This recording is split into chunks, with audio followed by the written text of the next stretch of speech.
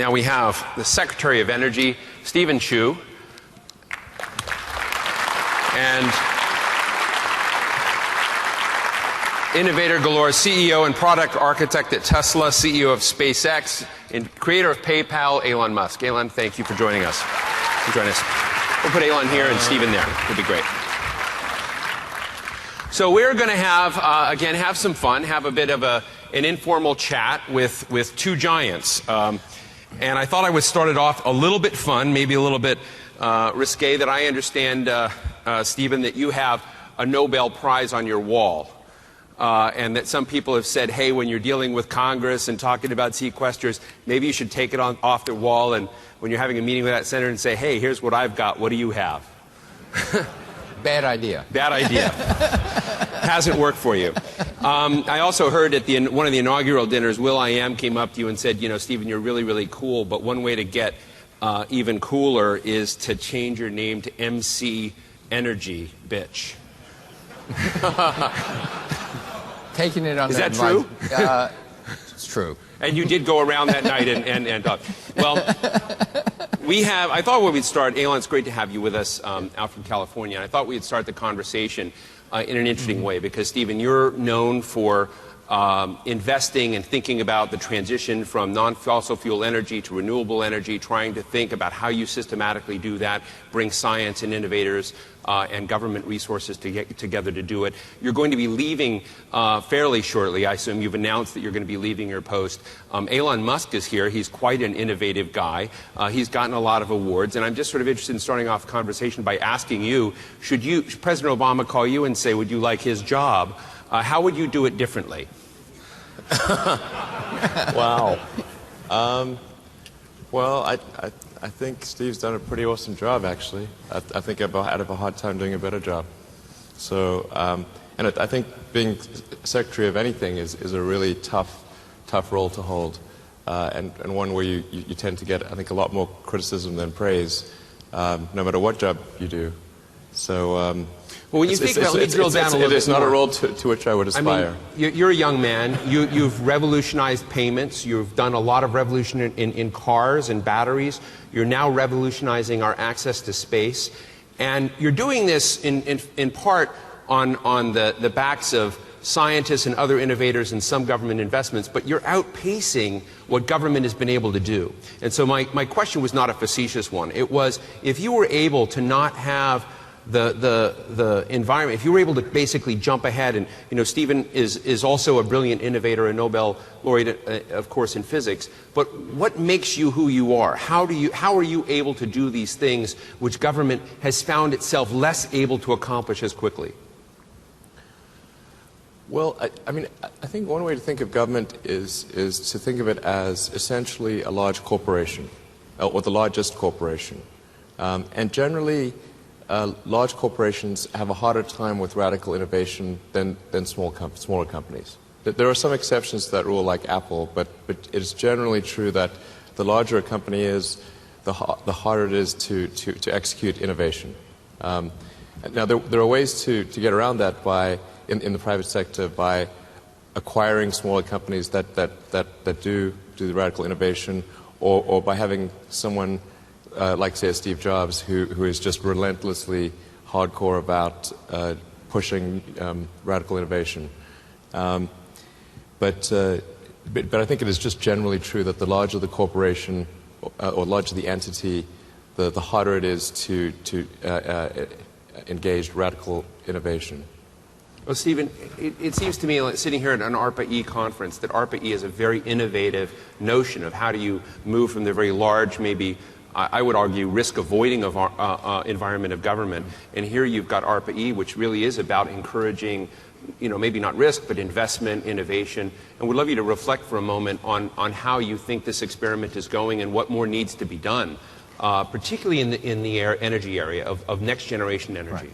Well, you know, going to the corporation analogy, I've got a CEO, the president. I got a very diverse board of directors, 535 of them. It's a big board. In Congress. But within that, there's many things you can do within the agency. Certainly, getting RPE going. That was, of course, voted on by Congress, proposed by the president. Lots of bipartisan support. But once you have the funding to say, let's get started, within the agency, you can then say, how can it be different? And so we went in there thinking this could be a new example of how we want to get a lot of Department of Energy programs. And it's, yes, you're going to have to take risks. That was designed into the program. It was written into the America Competes Act. That philosophy was written into Rising Above the Gathering Storm. That it's research, it's development, and it's very. We don't expect all those things to work, but they're short hits. This is not a long-term thing. This is a short hit. Get in there, see if it's going to work. It's going to be a home run. We wanted home runs. Now, after 3 years, have there been home runs? Well, maybe not, but there's people rounding second and third base, so it's looking good. And then the culture in RPE is something else that is very different. You had a bunch of program managers who sit around and instead of politely presenting their program and advocating for their program, they would listen to what everyone else said and they would start to say, well, I'm not so sure that I believe that. What about this? What about that? And it was described as constructive confrontation.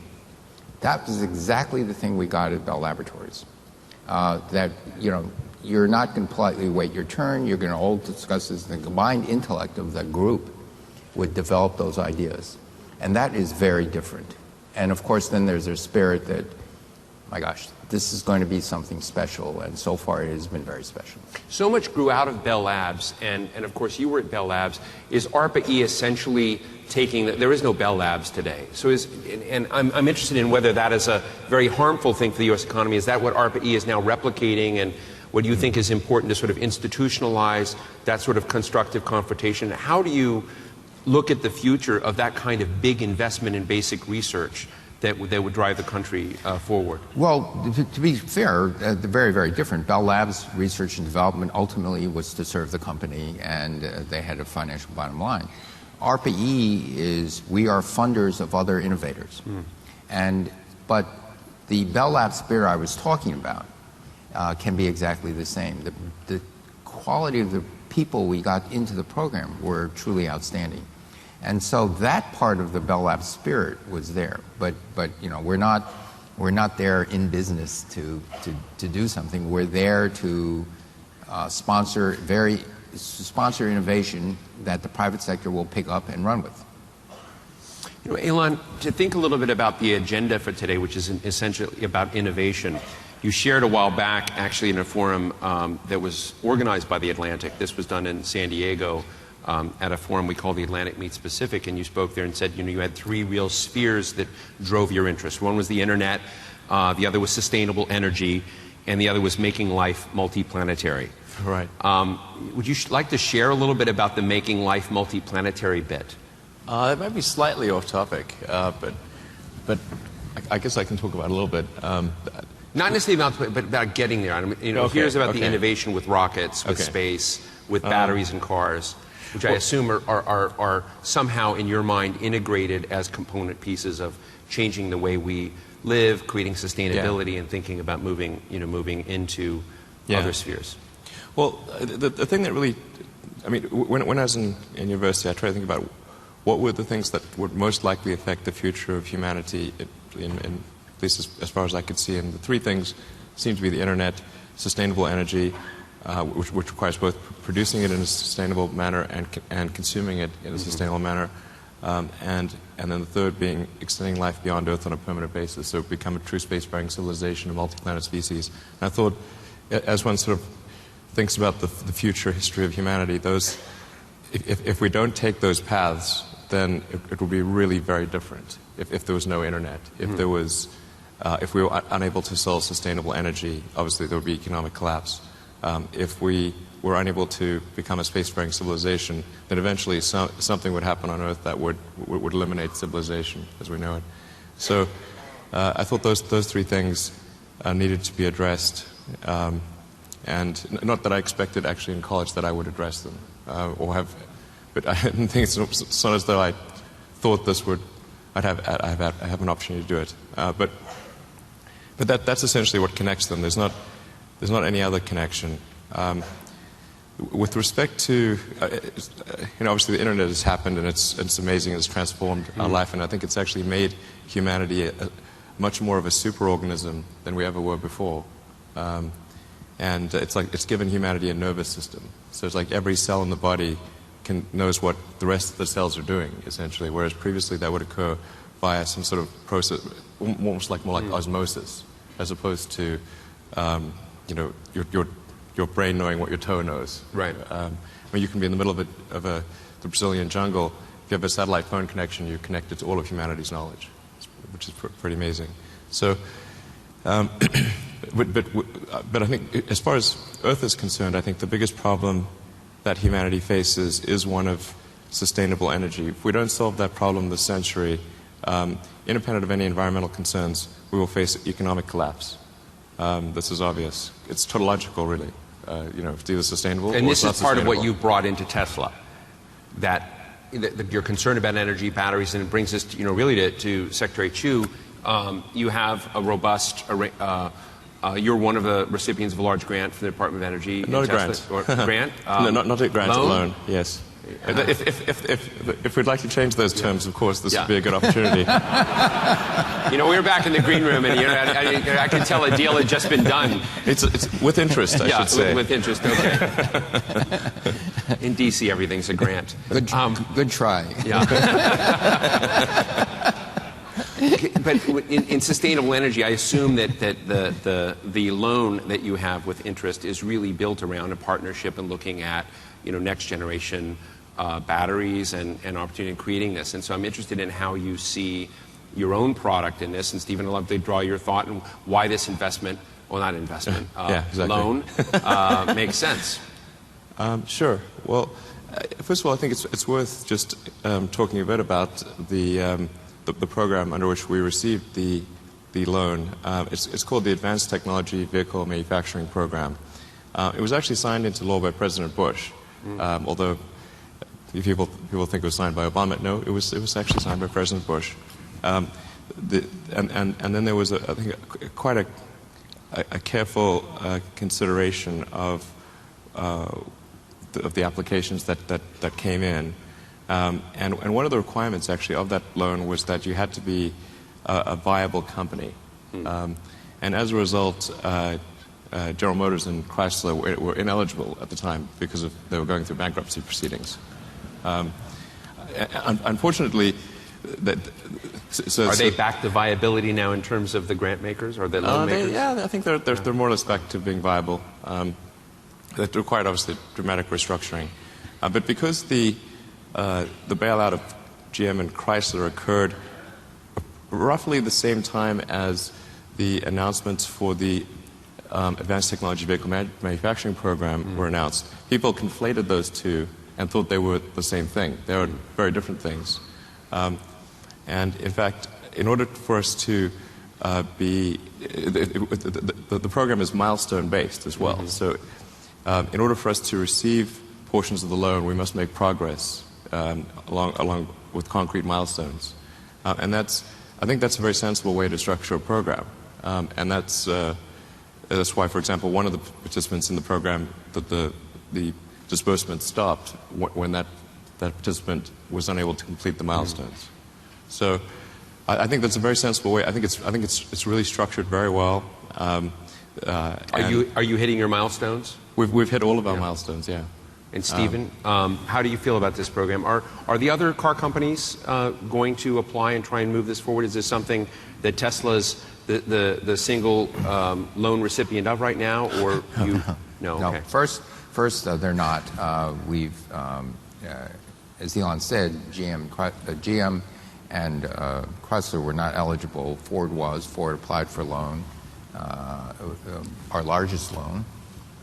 We think that that loan will be repaid. We have full confidence Ford. Nissan makes cars in Tennessee, including Nissan Leaf, and they wanted a loan to start, making cars in Tennessee like the Leaf. We think that loan is going to be repaid. Those are the two biggest loans to car companies. There are others which may be at risk, but I would say any new car company, but in those days, even Ford, Nissan was not considered a risk, but even Ford was considered risky. But what it did is it preserved over 35,000 jobs just for that one loan, Ford, and allowed them to retool to go to higher stage robotic automation, so that they can program on the line instead of programming to generate just one type of car. The line could be reprogrammed very, very quickly, in months, weeks, so that they can produce something else. So it gave them a manufacturing capability in the U.S. That would keep the jobs in the U.S. So now with Tesla, this is a very innovative company. Any new company bears some risk, but on the other hand, its way of innovation, the way it's pushing this, it's a totally different approach to an old electric vehicle. They're an incredibly vertically integrated company, meaning that they not only design the entire platform, the drive, the motor train, the electronics, they even design the test equipment for the acceptance of the parts. And they work with the suppliers. And I don't want to sound like an ad for Tesla, No. but I'm just saying Please that. go on. But this is the innovative, it's the best of American innovation in the sense that it's a totally different approach. It's a radical approach, and if successful, it's going to be the wave of the future. One of the reasons why I like ARPA-E so much, and I've met many of the people who attend this meeting from last year and this year, is that there are real innovators and business people out there struggling, trying to kind of fix whatever puzzle they're dealing with. They're not only dealing with it within the U.S. context, they're dealing with the realities of a globalized world. And when you think about the kinds of, you're from South Africa, you're whether it's SpaceX or you're dealing with technology, you're now dealing with a global format. You're emphasizing U.S. jobs, U.S. technology, which I think is also important because there's a sense that stewardship here is something we need to get back to thinking about, and we may have lost that track. Do you get a sense, and let me ask you as a businessman, do you get a sense that the United States, you cited the Bush administration for signing this, but do you think we're beginning to shift? I remember a McKinsey report saying that America benefited tremendously from every offshore job. I remember in earlier presidential administrations, advisor to the president said it didn't matter what we made in the United States, a potato chip and a semiconductor chip are the same. And do you get a sense that there, some people call it industrial policy, but let's just call it, a renewed sense that manufacturing and that creating things in the U.S. economy is back, and that takes smart policy. And I'd love to get your thoughts on this, Stephen. You're leaving your job soon, but you've been at this. Yeah. And it's a hard nut to get people to believe that the government can really make a positive impact. Well, it is smart policy, but let me, it's a great question. Here's the thing. There are some who say a job is a job is a job.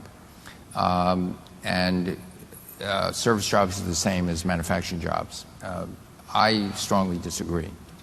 If you look at how the United States is embedded and how we got to where we are, and this is looking back but also looking forward, the jobs in manufacturing that you invent in America, you manufacture in America, you produce here, have all the other secondary service jobs associated with it, so that's greatly leveraged. The other more important thing to realize is if you looked over, there was Michael Spence, a Nobel Prize-winning economist, a friend of mine, happens to be from Stanford. He and a colleague of his published a paper about 6 months, 8 months ago that looked at jobs and all the new jobs that were created in the United States over a 20-year period, and they divided it into service jobs, into manufacturing of tier 1, tier 2, tier 3, all these things. But he really divided between what would be called things that you do that are tradable and things that are not tradable. Let me give you an example. If you're a farmer and you grow wheat or corn, that's tradable. You can ship it abroad. Cars are tradable. Things of that nature are tradable. What's not tradable? The U.S. Secretary of Energy is not tradable. It's the U.S. Secretary of Energy. Restaurant jobs are not tradable, right? It's serving that. Most hospital jobs are not tradable, okay? The job growth in the United States remarkably grew a lot. Very healthy time and period in the United States, 1980 to 2000, 20 years. only in the non-tradable sector. Think about that. All the jobs were in the non-tradable sector. The job growth in the tradable sector was flat. Right. So now think about this. In areas where the United States has to compete globally, we didn't grow. Now, what you take that to its natural limit, you're in a very bad place because you still need to import things into the U.S. But we're not exporting things. You get to a very bad place. If I sell you pizza and you sell me blue jeans, that's okay, but eventually we're going to need something else from outside the U.S. And so on this larger context, this notion that you can give up manufacturing as a root foundation of the United States wealth is, I think, deeply flawed. It is part of, yes, most of our jobs are today service jobs, but manufacturing is a root foundation because those are tradable things.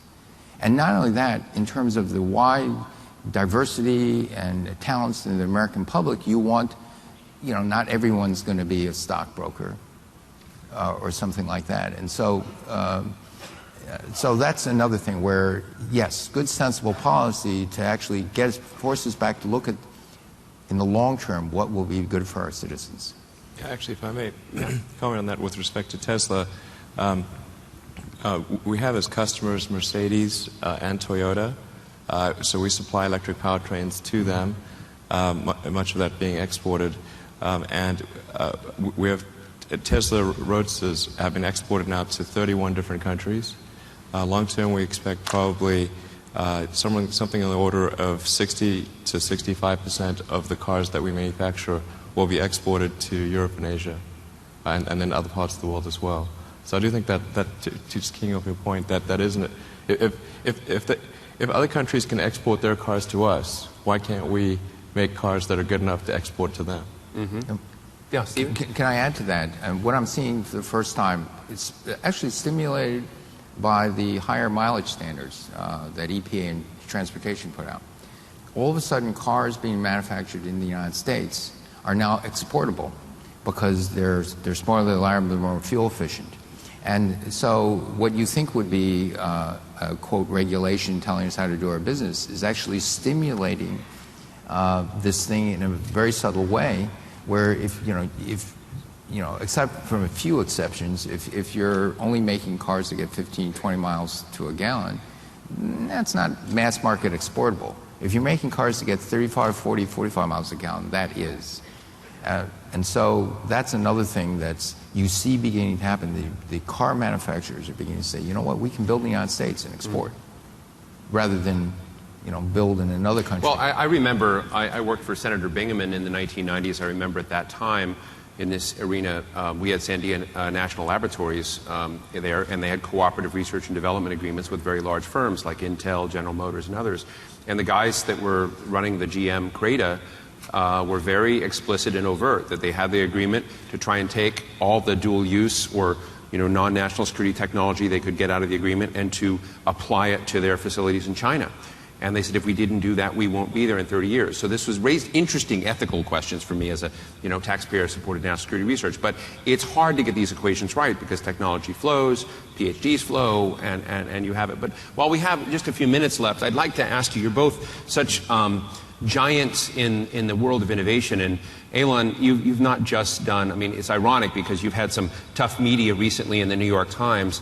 I was just reminded that this was entirely your fault, not because of bad car, of course, but Elon's first foray into business was a company called Zip2, which the New York Times was an investor in, and you actually helped take the New York Times online. That was years ago, I realized. I think that's called hoist on your own petard. Yeah. So, but from that and PayPal and Tesla, of course, Solar City, where I've interviewed a number of your friends and colleagues that have helped put that together. And Stephen, with you and your in your research work at Berkeley and others, forget yourself as a powerful Secretary of Energy, but just in terms of innovating, thinking out of the box, and doing things that no other people have done before. We have 3,000 people in the room who are struggling to find that kind of what are the right ingredients to make innovation work, not just innovation, but then disrupting incumbents, getting finance and capital, partnering in the right ways. And I'd love to just get 2 or 3 important lessons from you that this crowd should hear as they struggle with their own aspirations. Okay. Yeah.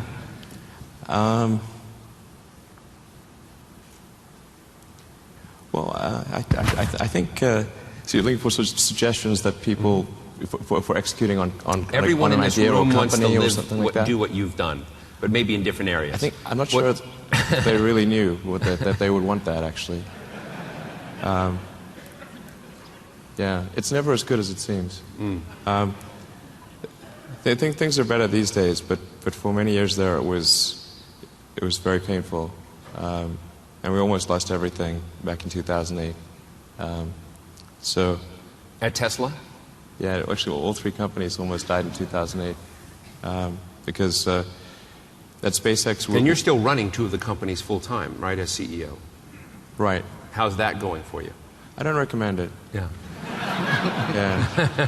Yeah. It's not.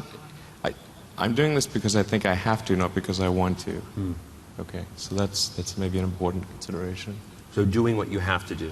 I also remember what in you our have San to do, Diego yeah. meeting, it was fascinating. You conveyed that the only limits on you and your aspirations were physics. I thought it was a really great line. Yeah. Well, I'm not saying that I can do anything within the limits of physics, but I'm saying if physics says you can't do it, then you probably can't. Yeah. Or you should get a really big Nobel Prize. Yeah. One of the 2. Yeah. Yeah.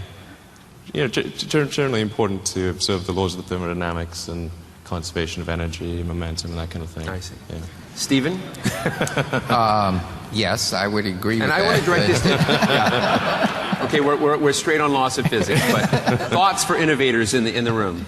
I think when I look at both what I've done, to a certain extent what Elon's done, what a number of people have done, you cast around and you look for areas that you begin to see either a glimmer of a new breakthrough type of thinking,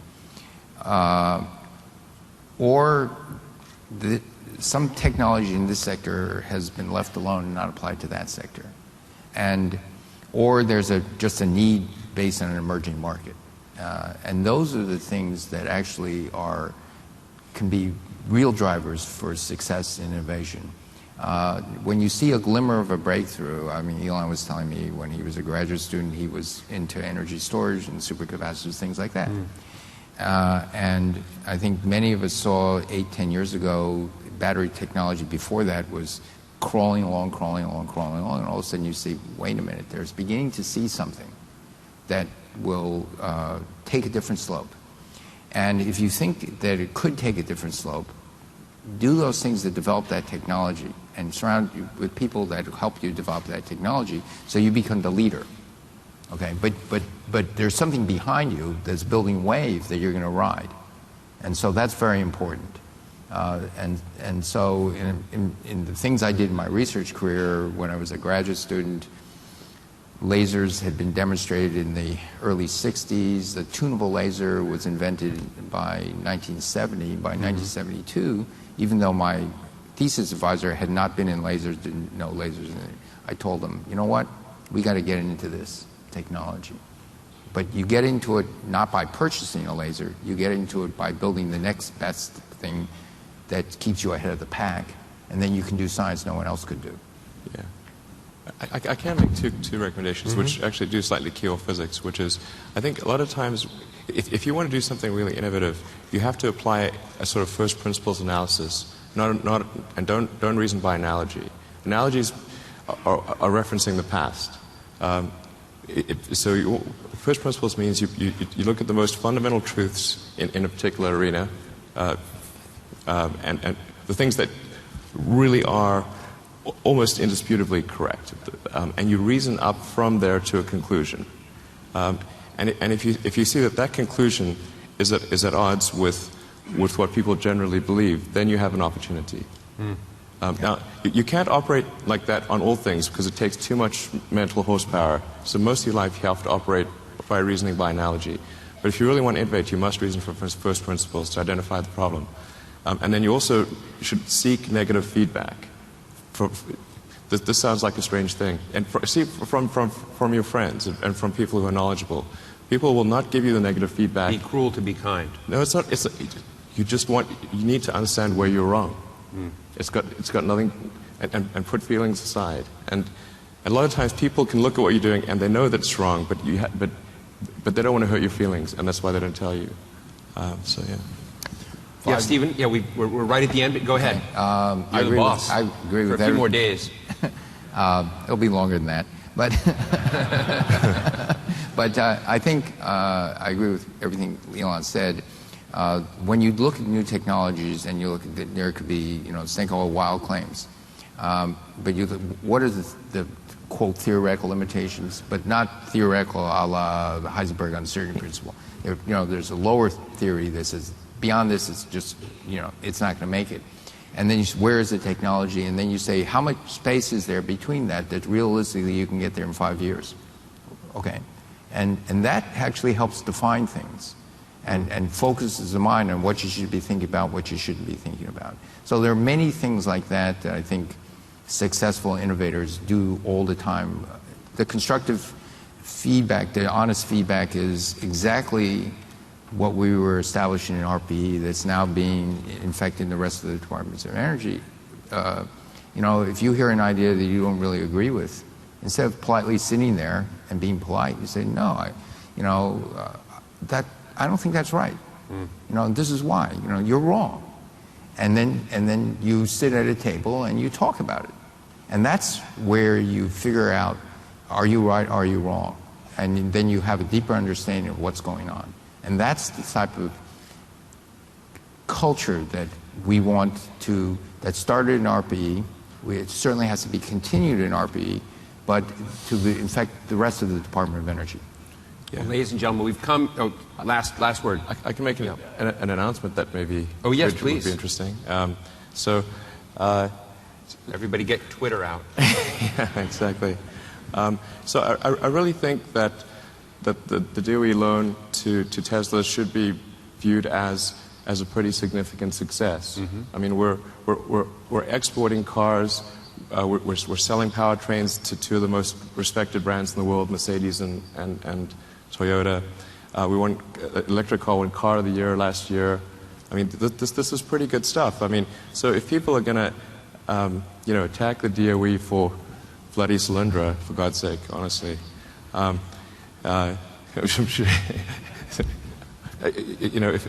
there should be some praise for the DOE when there is a success.